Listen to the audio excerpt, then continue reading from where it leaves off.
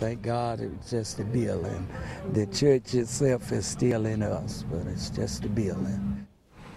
That was Deacon Willard McCaskey a day after Sweet Pilgrim Baptist Church suffered a direct hit from the Christmas Day tornado. Now today, nearly 8 months since that destructive night, demolition work has started on parts of the building left standing. Our Steve Alexander is there. He was there when the heavy equipment moved in. He's joining us now from where Sweet Pilgrim once stood to tell us more about the future for the congregation. Steve.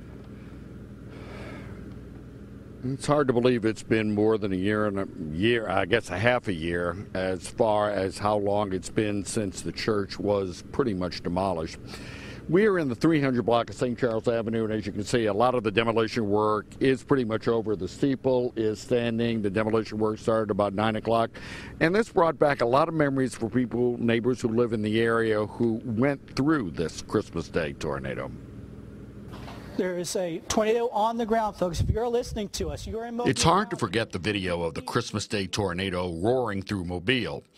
And it's hard to forget the damage left in its wake to buildings like the Sweet Pilgrim Baptist Church. It's completely gone.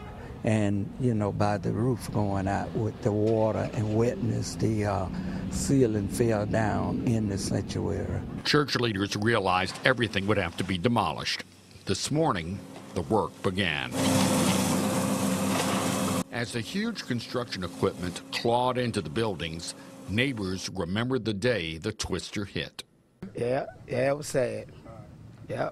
What did you think about that? I mean, when you saw it all? When I seen it coming down, I just shook my head.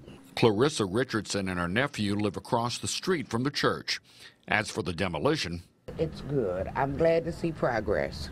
Richardson says on Christmas Day she had just left the area before the tornado hit, but her nephew saw it move over the church.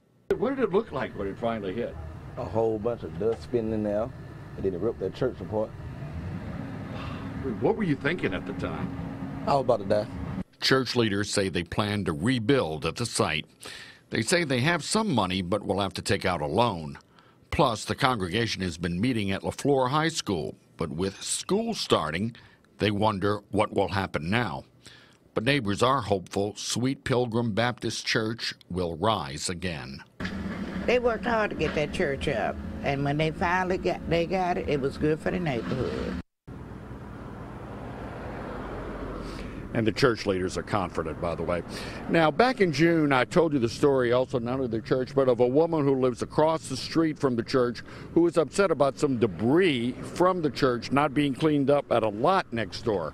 We reported this to the city, and we wanted to get an update on how that work has been doing. Well, coming up on your only local news at 5:30, we'll tell you what has happened to the debris, if anything.